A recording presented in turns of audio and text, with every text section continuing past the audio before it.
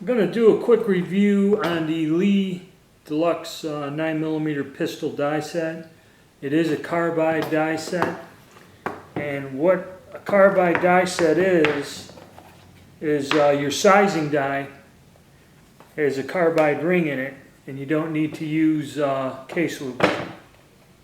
It sizes the brass without having to put a lubricant on it. And you can see that.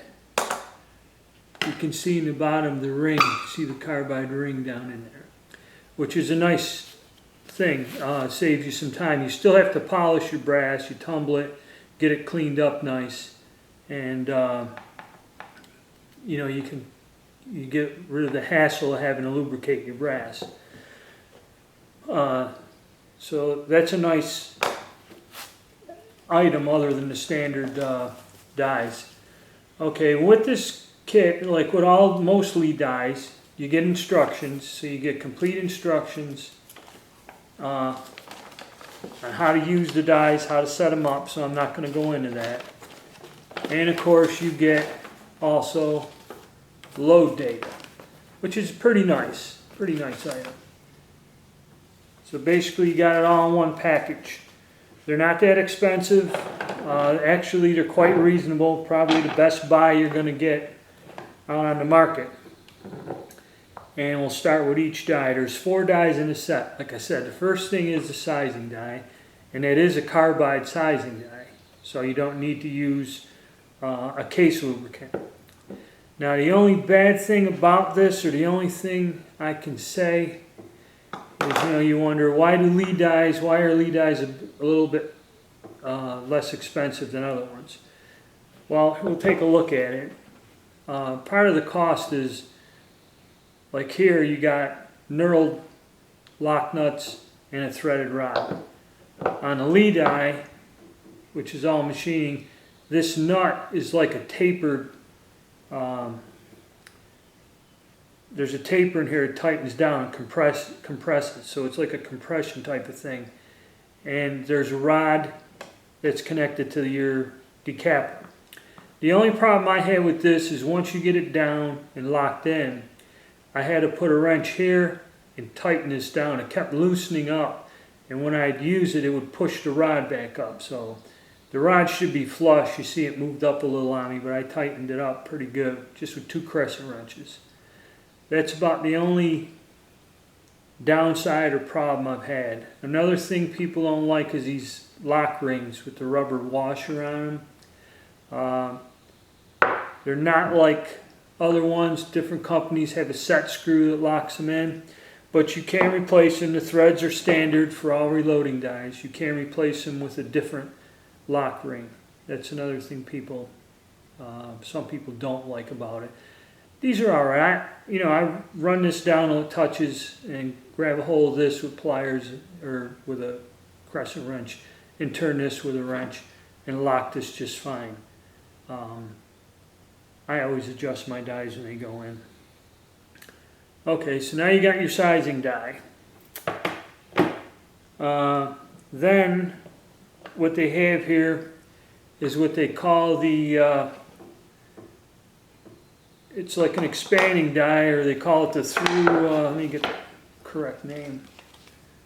Powder through expanding die. There you go. Now most die sets for pistol are 3 die sets. And what this does is you set this and it expands the case mouth. There's an expansion plug in there that rides up and down. And also the way this is set, you can adjust, you can put a powder funnel in here.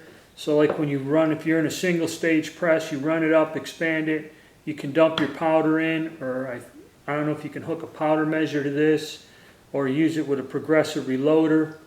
When the expanding ball goes up, it activates the reloader. I'm not sure if you can do that or not with this, but you can charge it when you expand the case mouth. Okay, which works nice. I've used this. Okay, then you have they call it a bullet seat and feed die. That's something a little new. If you notice on this die here, it's chamfered on the bottom.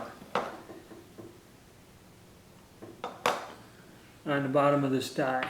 And the reason for that is to give clearance to guide fingers for a mechanical bullet loader. I guess you can put something on a progressive press that suspends the bullet and then you just run the ram up or whatever. I've never seen that. And this is just your basic seating die. Here's your plug. You screw down, adjust your seating depth. And this does have a crimp in it. In the instructions you can see where if you turn this down enough it crimps like standard dies. It's probably a taper crimp for an automatic pistol. I don't think it'd be a roll crimp. But there's your seating die. And then the 4-die deluxe sets also have what they call the factory crimp die. And what's interesting about this is you adjust this here too. This isn't a seat, this is how you adjust the crimp with this knob here. And you run it up and it actually got a carbide ring in there. It sizes and then puts a crimp, which I believe is like a taper crimp, onto the cartridge, which is pretty neat. That's the reason I bought this set, is for this factory crimp. And of course you also get, like with all Lee dies, you get your powder scoop and you get your shell holder. So pretty good deal. Works fine. Like I said, other than the one little problem with tightening down the decapping rod, it's an excellent purchase. And I think I'm going to get them in 40 and 45 caliber also, 45 ACP. Okay.